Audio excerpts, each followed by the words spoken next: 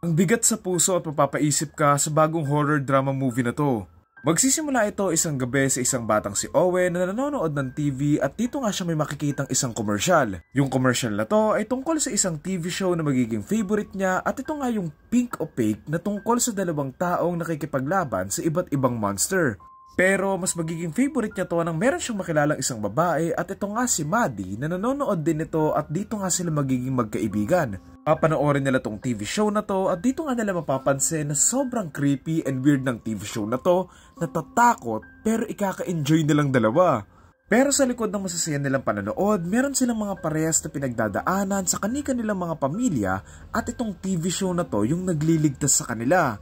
Sa paglipas ng panahon, maraming mangyayari at magbabago sa relasyon nila bilang magkaibigan at kasama nga dito yung biglaang pagkawala ni Maddie.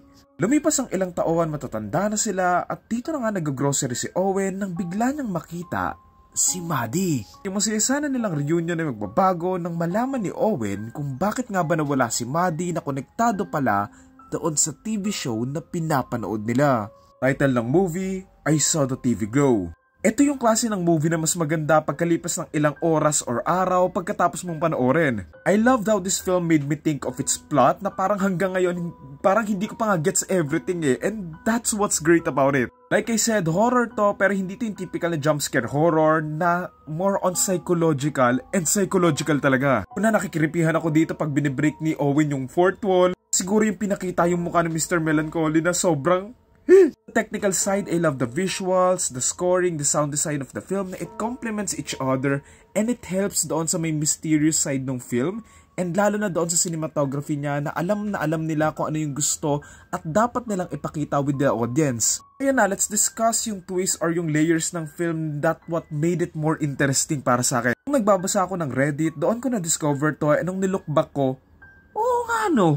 Ayun na yung itakal sa issue of people growing up, lalo na doon sa mga taong parte ng LGBTQ+ community. Particularly doon sa mga taong nahihirapan or hindi pa ready mag-out kasi nga natatakot sila doon sa mga taong nakapaligid sa kanila and doon sa may society mismo. Of course, doon sa may film si Maddie, sinabihan na niya si Owen na babae nga yung gusto niya, samantalang si Owen, hindi niya sigurado kung sino nga ba yung gusto niya. Mas naging clear sa akin to nung binalikan ko yung scene kung saan nag-flashback sila nung pinapanood nga nila yung Pink Opaque tas nung nag-bonding sila after nun.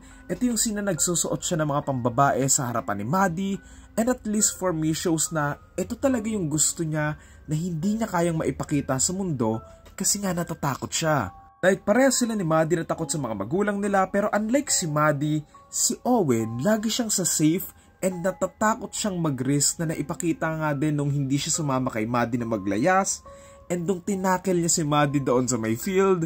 Yung mas nagpalungkot sa akin sa karakter ni Owen na hindi niya kayang maipakita kung sino talaga siya, hindi niya kayang magpakatotoo kahit doon sa pinakamatalik niyang kaibigan kasi nga sa sobrang grabe ng takot niya.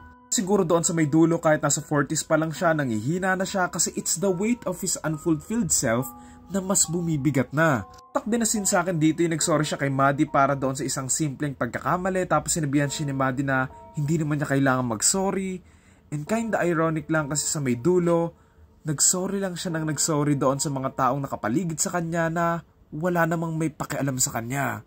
Ayun, it really makes me sad doon sa pagkakaibigan nila ni Maddie lalo na doon sa may sina ililibing siya ni Maddie na I know medyo creepy and all pero yung tingin ko kasi doon when I look at it, I think gusto siyang tulungan ni Maddie na ma-discover yung sarili niya, katulad nung nagawa ni Maddie sa sarili niya nung lumayas siya. Pero ayun lang talaga, hindi lang talaga kasi siya ready sabihin yun sa mundo. So yun, maybe iba yung opinion or take nyo doon sa may film, okay lang naman yon. And I'm interested to hear it kasi ayun yung maganda sa mga movies like this Mapapaisip ka and marami siyang discussion na pwedeng ma-open.